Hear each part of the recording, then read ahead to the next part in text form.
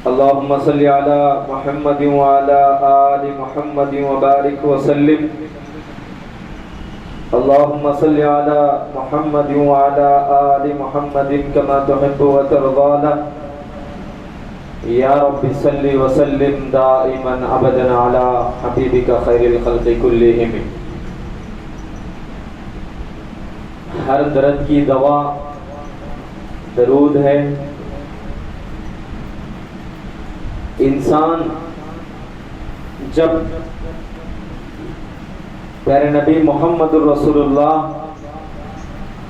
सल्लल्लाहु अलैहि वसल्लम पर दरूद शरीफ का नजराना पेश करता है तो एक मर्तबा बंदा जब प्यारे नबी सल्लल्लाहु अलैहि वसल्लम पर दरूद पढ़ता है तो अल्लाह की तरफ से उसके ऊपर 10 रहमतें नाजिल होते हैं। उसके 10 गुनाह माफ कर दिए जाते हैं और 10 दर्जे अल्लाह पाक इंसान के बुलंद फरमाते हैं जो बंदा प्यारे हुजूर पर दरूद पढ़ता है। तो इसलिए जुमे के दिन कसरत के साथ दरूद शरीफ पढ़ा करो। सबसे बेहतरीन अमल क्या है? हुजूर सल्लल्लाहु अलैहि वसल्लम पर दरूद पढ़ना। क्योंकि दुनिया प्यारे नबी मोहम्मद रसूलुल्लाह सल्लल्लाहु अलैहि वसल्लम के खातिर, प्यारे नबी मोहम्मद रसूलुल्लाह सल्लल्लाहु अलैहि वसल्लम के लिए अल्लाह तबारक व तआला ने दुनिया के निज़ाम को बनाया। लौलाका लमा खलक़तुल अफ़लाक वल अर्ज़ीन। प्यारे नबी सल्लल्लाहु अलैहि वसल्लम को अगर अल्लाह तबारक व तआला पैदा करने का इरादा नहीं फरमाता तो न जमीन होती, न आसमान होता, न चांद होता, न सूरज होता, न सितारों की चमक होती, न दरिया होते, न दुनिया होता, न दुनिया का निजाम होता, न जन्नत होती, न जन्नत के नेमतें होते। प्यारे नबी को पैदा करना न होता तो कुछ भी न होता। तो उसी हुजूर के लिए अल्लाह तबारक व तआला ने, हमारे प्यारे आका के लिए अल्लाह ने दुनिया के निज़ाम को, जन्नत को सजाया है।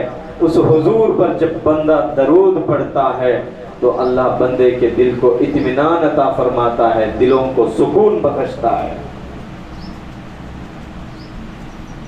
सारे दुनिया में आज कोरोना वायरस या जो भी वायरस की वजह से इंसान सबसे ज्यादा जहां मर रहे हैं, सबसे ज्यादा इंसान की लाशें जिस मुल्क में निकल रहे हैं वो हमारा भारत और हिंदुस्तान है।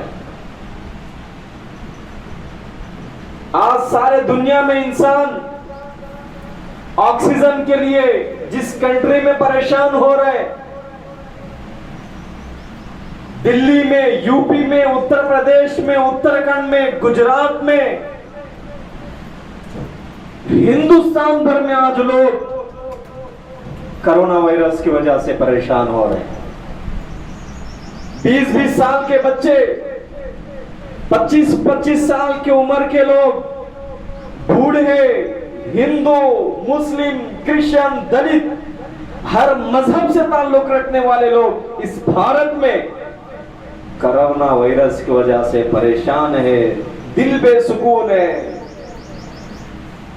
दवाखानों की हालत देख लो,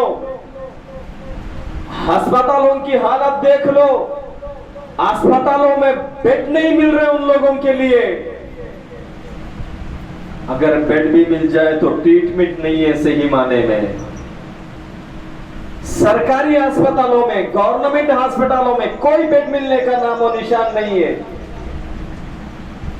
जिस तरह से जानवर, कुत्ते, बिल्लियां, खिंजीर, जानवर जिस तरह से रोडों पे पड़े रहते हैं, अल्लाह की पनाह इंसान उस तरह से अस्पतालों में पड़े हैं। कोई उनके बारे में पकड़ाने वाला नहीं, कोई उनके बारे में केयर लेने वाला नहीं है।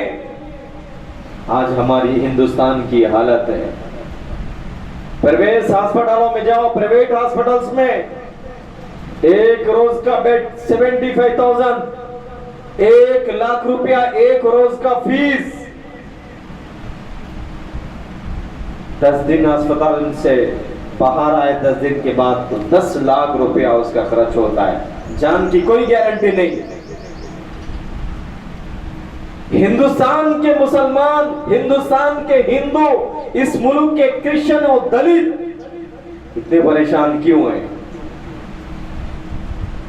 मा असाबकुम मिन मुसीबतिन फबिमा कसबत अयदीकुम, अल्लाह तबारक व तआला कुरान में फरमाता है, जो कुछ तुम्हारे ऊपर आफतें हैं, जो भी तुम परेशान हो रहे हो, जो नई नई बीमारियां तुम्हारे ऊपर आ रही है, कोरोना वायरस की शक्ल में हो और कोई वायरस के शक्ल में, जो नई बीमारियां जिसकी कोई दवा नहीं आज दुनिया में आ रहे हैं, ये तुम्हारे हाथों से कमाई हुई कमाई है। जिस मुल्क में मोहम्मद रसूलुल्लाह सल्लल्लाहु अलैहि वसल्लम की इज्जत महफूज न हो, जो नबी सारे इंसानियत के लिए रहमत बनकर आए, जो पैगंबर सारे इंसानियत के लिए, सारे इंसानियत के लिए रहमतुल लिल आलमीन बनकर आए, इंसान, जिन्नात, मखलूकात, कुत्ते, बिल्लियां, जानवर, चूंटियां, इन सब के लिए भी प्यारे नबी रहमत के पैगंबर है। नबी सल्लल्लाहु अलैहि वसल्लम जानवरों को भी इंसाफ दिलाने के लिए आए थे।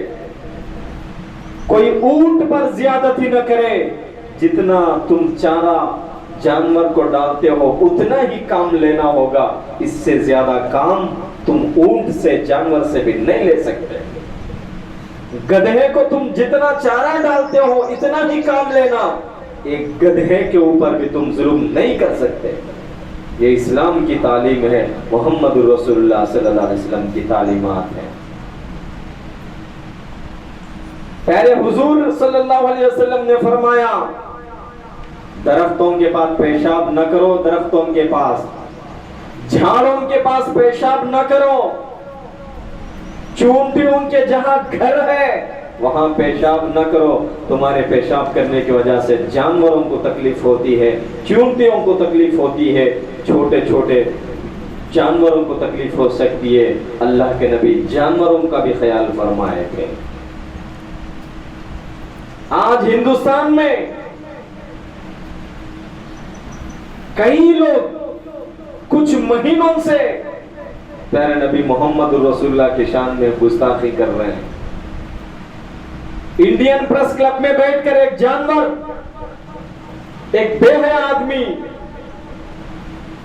जिसका नाम सरस्वती या कुछ आता है, अपनी बेहया जुबान से प्यारे नबी सल्लल्लाहु अलैहि वसल्लम के शान में गुस्ताखी किया था, कुरान के बारे में गुस्ताखी किया था, नबी के बारे में गुस्ताखी किया था। सरस्वती आनंद या कुछ है, अल्लाह कुरान में चालन देता है, इन्नल्लज़ीना युअज़ूना अल्लाह व रसूला, जो अल्लाह को और अल्लाह के प्यारे रसूल सल्लल्लाहु अलैहि वसल्लम के दिल को तकलीफ पहुंचाता है, लानहुल्लाह फिद दुनिया वल आखिरा, दुनिया और आखिरत में उसके ऊपर। इन्नल्लज़ीना युअज़ूना अल्लाह व रसूला, जो अल्लाह और उसके रसूल को ठोस पहुंचाते हैं, तकलीफ पहुंचाते हैं, उसके ऊपर अल्लाह की लानत बरसती है। सारे दुनिया के लोगों को मालूम है, हिंदुस्तान के हर मजहब से ताल्लुक रखने वाले आदमी को मालूम है, प्रॉफेट मोहम्मद सल्लल्लाहु अलैहि वसल्लम कोई टेररिस्ट नहीं थे, बल्कि सारे इंसानियत के लिए रहमत के पैगंबर थे, दया वाले थे, अखलाक वाले थे, बेस्ट किरदार वाले थे। जेम्स खरबर कोई मुस्लिम नहीं था, एक नॉन मुस्लिम। क्या लिखता है अपने किताब में, मोहम्मद सल्लल्लाहु अलैहि वसल्लम is the most excellent person in all the universe. प्यारे नबी मोहम्मद सल्लल्लाहु अलैहि वसल्लम सारे कायनात में सबसे बेस्ट इंसान है, सबसे बेस्ट पर्सन है। किताब का नाम मेमोरीज, लिखने वाले का नाम जेम्स खरबर। गांधी जी क्या कहते हैं मोहम्मद सल्लल्लाहु अलैहि वसल्लम के बारे में? मोहम्मद सल्लल्लाहु Islam got a place in the world not with sword but with the behaviour of flash messenger of the god Mohammed सल्लल्लाहु अलैहि वसल्लम। गांधी जी कहते हैं इस्लाम दुनिया में तलवार से नहीं फैला, मोहम्मद सल्लल्लाहु अलैहि वसल्लम के कैरेक्टर और अखलाक से इस्लाम दुनिया में फैला है।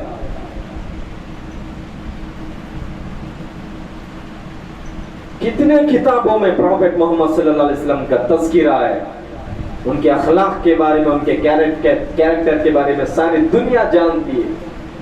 फिर भी एक खबीस, एक मलून प्यारे नबी मोहम्मद सल्लल्लाहु अलैहि वसल्लम के बारे में इंडिया में, इसी मुल्क में गुस्ताखी करे, गालियां दें, तो कोरोना वायरस नहीं आए तो और क्या आएगा? फिर भी अल्लाह का करम देखिए, मोहम्मद सल्लल्लाहु अलैहि वसल्लम की रहमत देखिए। उसी मदीने से जिस मदीने वाले नबी के बारे में गुस्ताखी हो रही थी, उसी मदीने से ऑक्सीजन को अल्लाह पाक ने भेजा है। दोस्तों, इस्लाम कहते हैं वला तसुब्बुल्लज़ीना यदूना मिन दूनिल्लाह, जो अल्लाह के अलावा दूसरों की पूजा करते हैं उनको भी गाली मत दो। श्री राम के बारे में, श्री कृष्ण जी के बारे में इस्लाम कहता है कि गालियां मत दो उनको।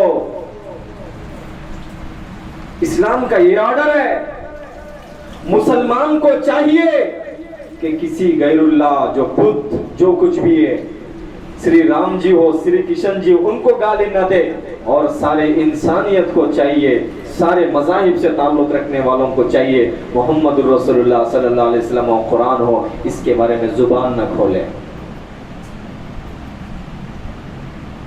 जिस मुल्क में आपसी मोहब्बत ना हो, नफरतें हो, औरतों पर जुल्म हो, मासूम बच्चों के साथ रेप हो, गरीबों पर जुल्म हो, कमजोरों के साथ जुल्म का मामला होता हो, रिश्वत का कारोबार चलता हो, सूद का व्यापार चलता हो, कटनम के नाम से, जहेज के नाम से औरतों को कत्ल किया जाता हो, जहेज के नाम से औरतों पर जुल्म किया जाता हो, तो उस मुल्क में कोरोना वायरस ना आए तो और क्या आएगा? अल्लाह से डरो लोगों।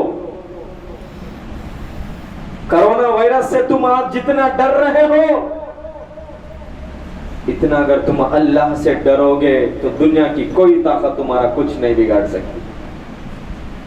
कोरोना वायरस की वजह से मास्क लगा लेते हैं, अल्लाह से डरकर आंखों की हिफाजत करते, जुबान की हिफाजत करते, नाक की, कान की हिफाजत करते। अल्लाह से डरकर जुबान से झूठ से बचो, अल्लाह से डरकर कान से गीबत सुनने से बचो, गाने सुनने से बचो, अल्लाह से डरकर आंखों को बुराई देखने से बचाओ। हर वायरस से अल्लाह तुमको बचाएगा। जुल्म करने से हाथों को बचाओ, बुराई की तरफ चलने से पैरों को बचाओ, बुरा गुमान करने से दिलो दिमाग को बचाओ। अल्लाह हर बीमारी से तुमको बचा लेगा। आज लोग कोरोना वायरस से डरकर बाजार जाना छोड़ दिए, अल्लाह से डरकर सिनेमा जाना कोई छोड़ा। पहले एक आवाज उठी थी, चिकन की वजह से कोरोना वायरस आ रहा, चिकन खाना छोड़ दिए, हराम खाना क्यों नहीं छोड़ते? दिलों का सुकून खत्म हो चुका है। आज इंसान दिल का सुकून कहां तलाश करता है? इंसानों, तुम दिलों का सुकून चाहते हो, दिलों की इत्मीनानी चाहते हो, अपने दिलों में शांति और सुकून चाहते हो, तो सुकून एसी के रूम में तुम्हें नहीं मिलेगा। दिलों का सुकून ठंडे एसी कमरे में सोने से नहीं मिलेगा। दिलों का सुकून गाने सुनने से नहीं मिलेगा। दिलों का सुकून टीवी और सीरियल देखने से, पबजी गेम खेलने से नहीं मिलेगा। तुम दिलों का सुकून चाहते हो तो अल्लाह कुरान में कहता है अला बिज़िक्रिल्लाहि तत्माइन्नुल कुलूब, आगाह हो जाओ, दिलों का सुकून अल्लाह के याद में है। क्यों? पेट का सुकून कैसे मिलेगा? ये पेट जो है अल्लाह ने मट्टी से बनाया, पूरा बॉडी अल्लाह ने मट्टी से बनाया। प्यास लग रही है, पानी पी लोगे तो सुकून महसूस हो जाता। भूख लग रही है, खाना खा लो, सुकून मिल जाता। खाना भी जमीन से आया, मट्टी से आया। मट्टी से बने हुए चीज को जब मट्टी मिल रही है, मट्टी से बनी हुई चीज मिल रही है तो पेट को तसल्ली मिल गई, सुकून मिल गया। प्यास लग रही है, जुबान, पेट मट्टी से बने हैं ना, तो मट्टी से निकला हुआ, जमीन से निकला हुआ पानी जब इंसान पीता है तो उसको तसल्ली मिल जाता है, सुकून मिल जाता है। जब इंसान को भूख लग गया, जमीन में उगाया हुआ दाने से, झाड़ से जो फल निकलता है वो खा लेता है तो भूख मिट जाता है। भूख खाने से मिट जाए, प्यास पीने से मिट जाए तो अब दिल का सुकून, ये दिल जो है ये मट्टी से नहीं बना, आसमान से आया है। जो चीज आसमान से आई है उस आसमान वाले को जब बंदा याद करता है, आसमान से जो अल्लाह की रहमत जो इंसान के दिल तक पहुंचती है, अल्लाह की रहमतें जब इंसान के दिल तक पहुंचते हैं तब इंसान के दिल को सुकून मिलता है। इंसान के दिल का सुकून अल्लाह के याद में है। अला बिज़िक्रिल्लाहि तत्माइन्नुल कुलूब, तुम्हारे दिलों का सुकून अल्लाह की याद में है। अल्लाह का याद क्या है? कुरान पढ़ो, ये अल्लाह का याद है। जिक्र करो, ये अल्लाह की याद है, अल्लाह का जिक्र है। दरूद पढ़ो, ये अल्लाह का जिक्र है। कुरान का मीनिंग पढ़ो, ये अल्लाह का जिक्र है। वमन अअरज़ अन ज़िक्री फ़इन्न लहू मईशतन ज़न्का वनहशुरुहु यौमल क़ियामति अमा। इसी कलाम में अल्लाह फरमाता है जो मेरे जिक्र से मुंह मोड़ लेते हैं।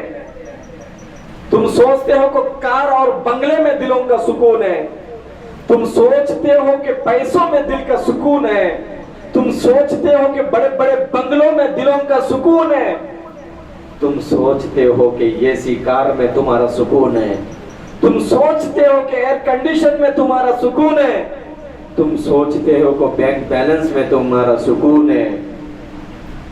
अल्लाह कहता है जो मेरे से मुंह मोड़ लेते हैं, मेरी याद को जो छोड़ लेते हैं, मुझे याद करना जो छोड़ देते हैं, मुझे जो भूल जाते हैं, फ़इन्न लहू मईशतन ज़न्का, उनकी जिंदगी को अल्लाह तंग कर देता है, टाइट कर देता है। जब अल्लाह जिंदगी को टाइट कर दे तो दिलों में सुकून नहीं आ सकता। इसलिए दिलों का सुकून चाहते हैं तो अल्लाह को याद करो, अल्लाह के याद में दिलों का सुकून है। कोरोना वायरस, इससे तुम जितना डर रहे हो इससे ज्यादा अल्लाह से डरो। मास्क लगाओ, सैनिटाइजर यूज करो, बचो, एहतियाती तदाबीर इख्तियार करो, मगर अल्लाह से बढ़कर कोई कोरोना से बचाने वाला नहीं है, बीमारियों से बचाने वाला नहीं। उस अल्लाह से ताल्लुक रखो, बुरी मौत से पनाह मांगो। आज हम देख रहे हैं कि कैसे कैसे लोगों की कैसी कैसी मौत आ रही। करोड़पति है इंसान, 4-4 बेटे हैं, 2-2 बड़े बड़े दामाद हैं, बड़े बड़े बंगले हैं, ऐसी कार है, फिर भी दफन करने का मौका भी नहीं मिल रहा है। लोगों की मौत कैसे आ रही है? कोरोना की वजह से लोगों की मौत, लाशों को भी पहचानना मुश्किल हो जा रहा है, निकालते जा रहे, जलाते जा रहे। बस ऐसी बुरी मौत से अल्लाह से पनाह मांगो। कोई गारंटी नहीं किसका कफन दुकान में पहुंच चुका होगा, कोई गारंटी दे सकता है? किसी घर के सामने शादी का शामियाना लगा है, किसी घर के सामने मैयत का शामियाना लगा है, कौन गारंटी देगा? किसी घर में फंक्शन हो रहा है शादी का, किसी घर में मैयत के लिए लोग बैठकर रो रहे हैं, किसी घर में खुशी मनाई जा रही है, किसी घर में रोना पलाना है। कोई अपने दुल्हन को घर लेके जा रहा है, कोई अपने बीवी को उठाकर कब्रिस्तान लेके जा रहा है। कोई गारंटी नहीं दोस्तों, अल्लाह से डरकर जिंदगी गुजारो। किसका मैयत कहां है, किसका जनाजा कहां है? करोड़ोंपति लोगों का जनाजा तक, मुर्दे तक, मैयत तक कोई पहुंचने के वास्ते भी तैयार नहीं, कोई छीने के वास्ते भी तैयार नहीं। एक आदमी था, करोड़ोंपति था, किसी ने उसका मर्डर कर दिया, कत्ल कर दिया, पानी में डाल दिया, नहर में चला गया। कई दिनों के बाद, जरे रोज के बाद उस मैयत को जब पानी से निकाला गया, मैयत फूल चुका था, बॉडी मोटा हो चुका था, पानी में बहुत दिनों से था, तो मैयत को जब निकाला गया तो पहचानने में मुश्किल हो गया। तफ्तीश जारी, इंक्वायरी चल रहा है, ये किसकी मैयत है, कहां का है, पता नहीं चला। पुलिस वाले क्या करते हैं कि एक मस्जिद के इमाम साहब को बुलाते हैं गांव में। इमाम साहब से कहते हैं, इमाम साहब देखो ये पता नहीं किसकी लाश है, लाश तो मुसलमान की है, इसको नहलाओ धुलाओ, गुस्ल कराओ, इसको कफन पहनाओ, दफन करो जनाजे की नमाज पढ़कर। तो इमाम साहब ने कहा, मैं तो गरीब आदमी हूं, मेरे पास इतने पैसे तो नहीं है कफन मोलने के लिए। तो इमाम साहब नमाज के बाद चंदे का अनाउंस करते हैं, ऐलान करते हैं, एक लावारिस लाश है, पता नहीं कौन मर चुका है, कोई मर्डर करके पानी में डाल के चला गया, लावारिस लाश है, गरीब आदमी है, चंदा दियो बोलकर चंदा वसूल करते हैं। कोई 5 रुपया, कोई 10 रुपया चंदा देता है। चंदे के पैसों से कफन खरीदते हैं, बाद में इसको गुस्ल देकर, कफन पहनाकर कब्रिस्तान में जनाजे की नमाज पढ़ाकर कब्रिस्तान में दफन कर दिया जाता है।